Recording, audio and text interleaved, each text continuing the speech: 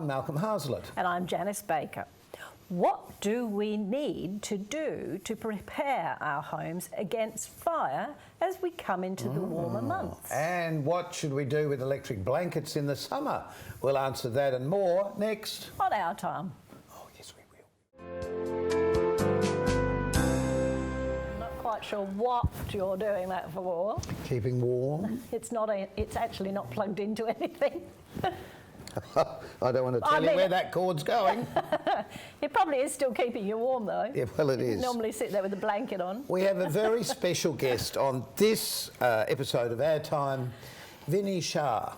I don't know, is that how we say your name? Yeah, that's right, Vinny Schar. Welcome. Good first Thank you very much, Janice and Malcolm. Vinny, it's great to have you because I've always thought sort of two things about electric blankets. What do you do with them in the summertime, as we were saying? Because I leave mine on my bed.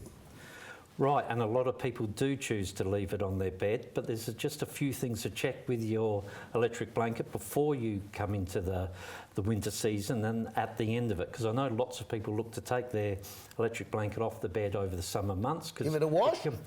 Oh, I don't think so. No? Well, there are odd ones that are washable, but most of them Don't aren't. worry about them working again. And I know you were just messing around, but we don't want people using electric blankets, laying on them and having them like that, because the big thing with them is the wire that runs through that actually heats up, that provides the heat. The heat. And that's the big thing. People fold them up and put them at the back of the linen press. Yeah. And what happens then is the wire in there, they can get a crink in them. Yeah. They can get hot. Yeah. And then they cause an issue. So if you do want to store one... Throwing it away. To not fold it, but to roll it? Would you roll it? Yes. Or just, if you can, just keep it flat? Well, the thing is, it's not bad just leaving it on your bed because it's remaining flat. But what I'd suggest that you do is take all your covers off and then, without the electric blanket on, and actually run your hand over the whole lot of the blanket and see if there's any crinks or if there's any loose wiring, anything like that, because it could mean you've got a weak point. Yeah. And then put a blanket over the top. Turn it on for 10 or 15 minutes, and then when you come back, if you run your hand along all the channels that has the wire in it, at any point, if it's hotter in the spot, well then already you've got a chance of it actually failing. Oh, so then, what a good advice. I never thought to do that. And then get rid of it. I actually have always kept a blanket over the blanket anyway, just in case. But, because I you know, that thing of going... in the night always worried me a little bit. I'm sure it did. So, do you leave yours on just out of interest once you get into bed? A bit of both, actually. Yeah. Are you meant to turn it off before you get in? You should. Yeah, so our thing is that 10 to 15 minutes before you go to bed, turn it on, heat it up, but once you get into bed, certainly turn it off, because I wouldn't want to sleep on one all night with it still turned on. I don't like them. Personally, I don't like them. But what's the lifespan of an electric blanket? Are you meant to change them over every few years, or do they have I've had mine since I was 16. Is that a good thing? Sure. And that's what happens for us, is we roll up, we have a fire, we investigate it, and then, the owner says of their house, this blanket I've had for 35 years and it's always never been had a problem. Never had a problem. Never had a problem. But that's until now. That's the whole point. So for me, I would be looking at checking it completely. And actually, if you have a look at that electric blanket on, if you can grab it again, you'll see at the plug, up the other end of the plug, have a look how you can see a bit of the cable exposed. If you keep going along, underneath there already. See, these are the classic sort of things. So we're even asking that you look at this, look for damage. And I can see that, yes. Determines when you should replace your blanket. Oh, I'm going to check mine out for that, just to double check to make sure. And whether you've got any of those hot spots, that's an important thing. And also if there's any kinks in the wire, because where you've got a kink, you're going to get more resistance and it's going to heat up. And with time, you could have a I get fire. that. That's a bit scary, really, isn't it? That it is. It can be that simple. And see how that's laying flat? That could be laying down on your bed. Yes. And have a look at this one here. Yeah. Well, yes. That same. Let's have a look at that one there. Because that's that same component there. You can see there's been an issue. Terrible. And that's probably where the fire started. on this blanket. And Just hold it up like That's- this so we can... That's yeah, frightening. so there's Yeah. that part. You can see, yeah. And what's wrong with this, I asked? What's wrong with this? I've had it for 35 Yes, years. it's never let me down. Oh, lovely, very attractive. Yeah. Smells good too. Yeah. Nothing like wool to smell good.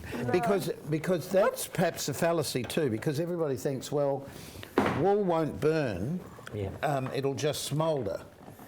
But obviously that's not No, because necessarily the case. Heat builds up, and yes, it's smouldering under there, but once the area gets heated enough above the material's ignition temperature, then it will ignite and you will have a fire.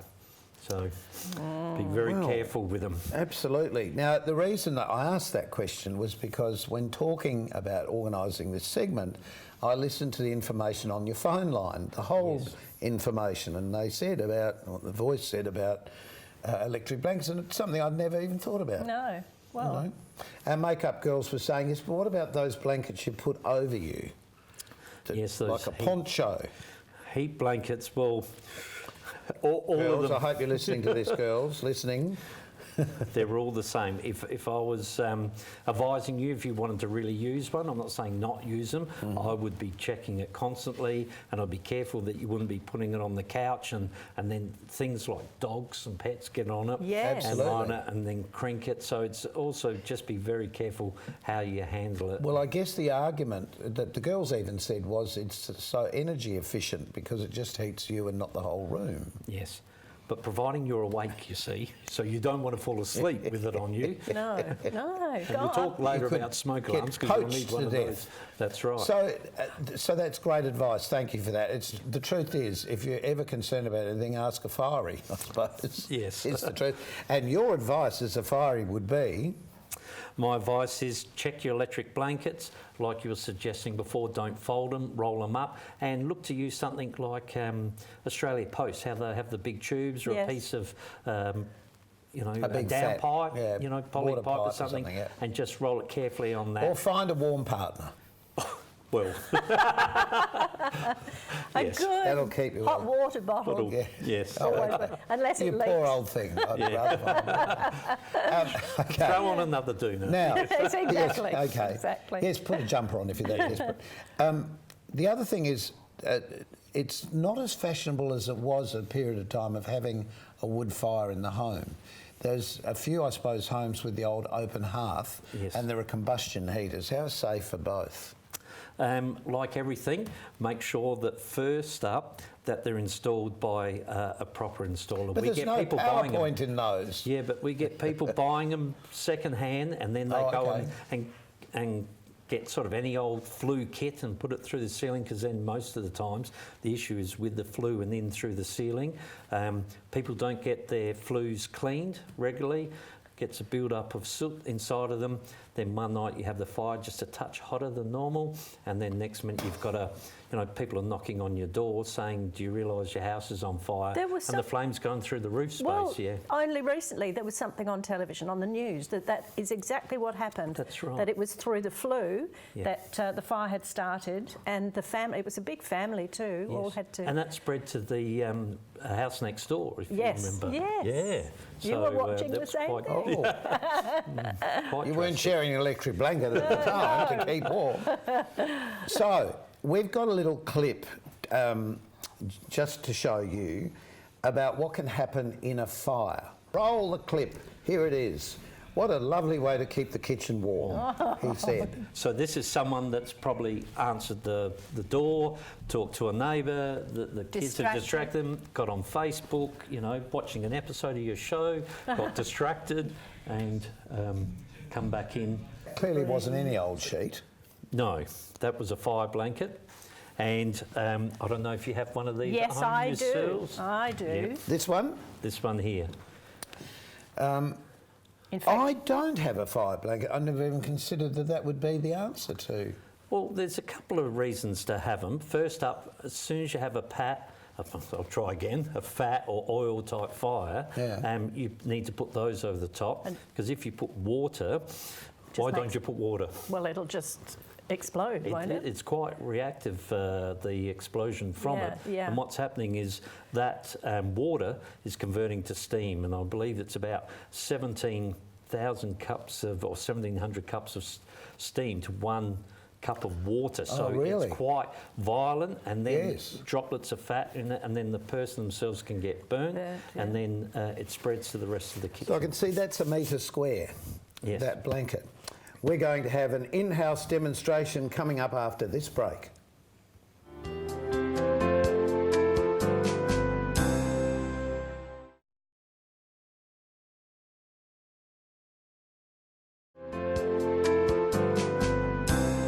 We thought we'd have a barbecue. We did, with Vinny Schar, who's from the South Australian Metro Fire Services. Yeah, so I thought that we might talk about what do you do if you have a pot on your stove, you get distracted. Turn on the pot. Turn on the pot, and so you leave it for a while. Next minute you find the oil heats up, the food burns down, and you have a fire. Can I tell you some of the things people do which they shouldn't do? The first reaction for people, because they think it's just contained within the pot, is they want to go and grab the handle And take it out? And move it out. Yeah. I'll tell you what happens is they grab the handle, they get to about here, and then they smell burning skin. Oh my goodness. And the pain finally registers. No. Yes, and then they realise, hold on, because it's so much hotter, the handle isn't designed for that. No. And then It's melting. then they drop it in the kitchen. no. So it splashes, it can burn them, Yes. and invariably it starts a kitchen fire. And when you ask them about it, then they say, oh, it's taken to the sink. And you think, well, why were you taking it to the sink? Because water and fat don't mix in fire. What if you put a lid, though? If you've got a lid there, can you Yes. put the lid on? You can Would put that a lid, you can put a breadboard, anything like that, because what you're trying to do is you're trying Smother. to smother it so the air doesn't Stop the get it. oxygen. Yeah. Stop the oxygen. So you've got one of these, Janice. Now I have. Please demonstrate. But I don't know how to use it because I've never had to. All right, that's good. So that Touch must wood. mean you keep looking when cooking. So Yes. that's good. The first thing is, I don't know if you ever remember that old episode from Monty Python when he gets a fire. Next minute he's trying to read the instructions on the thing. So you probably should know how to use it yes. before you have a fire. Okay. So it should be on your wall or inside a cupboard near the door to your kitchen. The thing we hate is people sometimes put them sort of on the other side of the stove on the wall, and you're thinking, well, if you have to go past the fire to get the fire blanket, by the time you get it, if you turn around, the fire could have grown, then you get trapped. You So you can't want get it somewhere near. So how the exit. quickly do you get it out? Well, Can you get it very out? quickly. If this is on the wall, see how Oh, it so you just pull it. pull it Right. out. So that is fixed on the wall. To the Yep. wall. I'll keep that there. Yeah. And Not near the fire. Oh, sorry. We could go right off here. Watch out. And it drops out, and it has a couple of tabs. They talk about you can hold the tab, Yep. but for me, when you've got a fire happening, you've never had to put out a fire before, don't worry about that. Just grab the blanket and roll your hands, Right. because you want to So protect there's it. the protection. And then also when you go up to the fire, don't sort of look over the top, because you'll singe those eyebrows Yes, and the hair and yeah. everything. And you'll actually see, if you look through the blanket, the weave is open enough, you'll actually see the flames Right. through here, and then you just place it on the top, as we saw in the clip Do earlier. it, do it, Yeah. do it. So this is up on the wall, you're pulling it out, you've come in, stove's alight, Okay. Go. just roll your hands back, Sorry, that's it. it's in the rafters now, Janice. That's it. And place it over the top. And just like that, and the fire goes out. And what we suggest from there is to turn your stove off. And then the next thing is ring the fire service, because what could happen is that fire may have gone into the range hood and into the ceiling space. So we actually come around and we have thermal imaging cameras, and we will check out range hood, roof space. Well, you your might be flue. hearing Make sure- That's right. one of that's- these. And then the other thing you have to do is, once you've done that, is sit down and have a coffee tea. or a ciggy or whatever the card. Not a cigarette. No, because no, you'll be, no. A brandy fine. might be good. You'll be nervous. The Yeah. Glass of water. the last thing we want is people to then lift it straight up. No. Because as soon as the oxygen gets back can into go it, back in. it goes back on. So you've got to actually wait, and sometimes it could be as much as a half an hour for that oil to cool, Yes. so it doesn't reignite. So it doesn't- Okay. Oh, right. Ooh. So everybody has to have one of these in their homes, don't they? It's I don't like to say that, yes, that is right, but my thing is I've been in this job for 35 years, 30 of them on appliances. You don't look old enough. Rolling up to house fires. And when I first joined the job as a young firefighter, constantly go to house fires in the middle of the night, we'd be going inside, pulling people out. Ever since they've been legislated and people have working smoke alarms, is by the time we arrive, people are now on the footpath in their pyjamas. And so the people that are losing their lives, we're still losing 5 to 6 people a year in house fires and plenty more in injuries from preventable fires. And the big thing is they either had a smoke alarm or they didn't have a smoke alarm, or the smoke alarm didn't have a battery in it, and those sorts of things. And you think this was senseless. You didn't have to, lose a life here. Didn't have to happen. It didn't have to happen, yeah. I've actually got one beside my bed.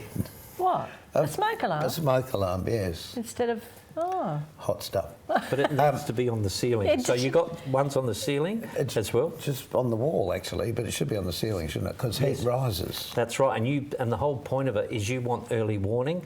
Now you think about it, 3 o'clock in the morning, you get woken in the start, and you're sort of carrying on. The smoke is into your lungs, you're coughing profusely, your eyes are really watering, you can easily get disorientated lots of times with the fire. Your power's gone out, so you've got no light and you can't see through the smoke anyway. So by having it on the ceiling, you get the earliest possible warning to wake you up, get you out. I'll move it tonight. There you go. We've also got a fire extinguisher under there. Yes. So... want me to remove that? Yes, remove that. Will it burst into... Oh, it's okay. No, it won't. So, just watch. We've got... Should we also have a fire extinguisher handy? Yes. Same thing. It's got some instructions on it. You probably want to read them as you're installing it and make sure you know. And great thing about YouTube, there's probably a million clips to show you how to use it. But do you need different types for home fires? Because obviously there are different materials. Yeah, so the ones we ask is a minimum of what we say is a BE or an ABE, and so that would generally get all of your combustibles, flammable liquids, and fine for electrical fires. Okay. Because the information that's here is pretty straightforward to explain, what you need to do and so on with this particular one. And I'm sorry to say, I can't remember reading one of these. And I've got them all through the theatre. You have? Yeah. Well, Malcolm, that's the next job for you then. It is. And I've just realised that. They're sitting on the wall and you think, oh, I've got a fire extinguisher. I've also got a lot of other things, but... But you think about it, if something was to happen, I mean, it's easy to say, every book tells you about any disaster. Step 1, don't panic, but I mean, human nature is we do panic. And you'll be looking at it, and people have said, I was looking at the extinguisher and I actually couldn't read it because in the panic... You don't take it in. You don't take it in, you don't decipher it. And you won't have time to go to YouTube for them to show you how to use it. No, that's right. Not with the internet speeds we have. So there are simple things around the home, like a lot of people like having candles burning. I'm not entirely sure you'll be able to see this because it's quite bright here in the studio, but this is a pretend candle with the light on the inside, as you can see. There's sort of a bit of a glow there, but in a darkened room you'd get the impression of. Yes. And it's nicely moulded around the top here so that... It looks real. So that it looks like a real candle with an uneven top. And really that could be sitting there and you'd never know.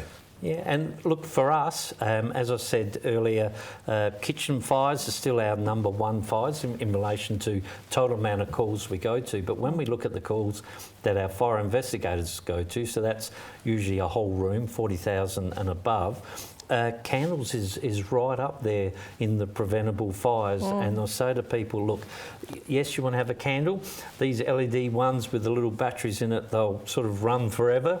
And if then people say, oh, but I like a bit of smell to go with it. I say, great, get those little bowls with the bamboo sticks, put your oil in it, that gives you the aroma, and that gives you the ambience, and everyone is safe. Because the moment you have a naked flame in your home, over it. Even simple things like cats, just because it's warm, walk up or you fall asleep and the thing burns all the way through and the wax comes out and suddenly...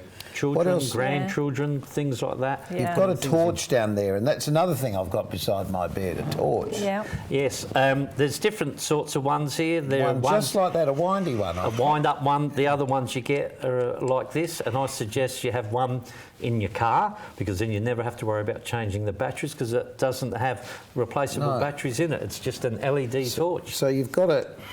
Give it a couple of winds, Give not it a many. few winds. Oh, Yeah. not many? No. I always do it for exercise. Yes. Put Athlete, are you? An athlete with a torch. And there you go, look at that. Yeah. And in the dark, they are considerably bright. And Yeah. so Yeah, what's they are, good is they're like really bright. having it in your car, but if you have it by the side of your bed, like I said, because generally if there's a fire or an issue, the power goes out. Yes. At least you can get down low and I've never actually Just- thought about that. Yeah. Does this improve anything? No. Oh. The other thing too is with the young guy, like starting out, you know, young people at uni, they start in their own apartment and they have these bar heaters and they think they'll just leave, they've washed something out for tomorrow and they'll leave it over the heater to dry. Now that's not a... Or close to the heater. Or People, close we to the say a heater. good, metre or two from the actual heater Yeah. itself. And the problem is that you put something very close because you want to dry it quickly by the heater. Yeah. You keep touching it and you think, oh yeah, it's not too bad, come back 5 minutes, not too bad, not too bad. But the problem is the moment the last of the moisture or the water vapour comes off of that garment then quickly increases in temperature, and then people say, oh, I only checked it 2 minutes ago, and next minute it's on fire. Well, so many of our clothes are also artificial fibre now that just go... Yes. Frightening. And so it doesn't take much with those, especially like that real tracksuit type of material, Yeah. and it can melt and blobs and then drop polyester, yeah. and cause problems for sure. You've also got gas cylinder the little gas for cylinder barbecues. for the Yes. barbie. Because coming into summer, this is the thing that people do, is they get their barbecue and pull it straight out from the shed, haven't used it for 3, 4, 6 months, Yeah. and then turn it on, away they go. So we actually get a lot of barbecue fires So at the is start this one of the ready season. to go? Because it looks a bit like it could do with a bit of a clean.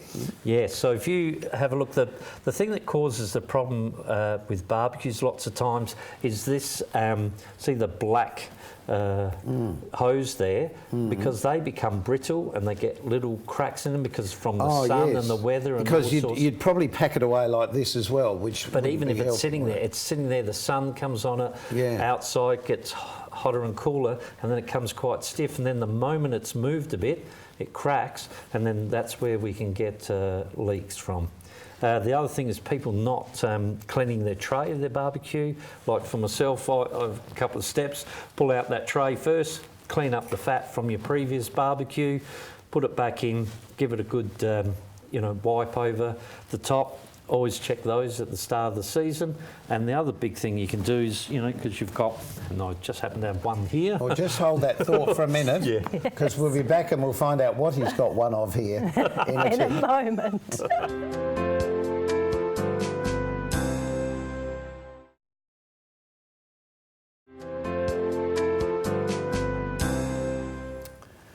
So the last thing we said before the break was... Yeah.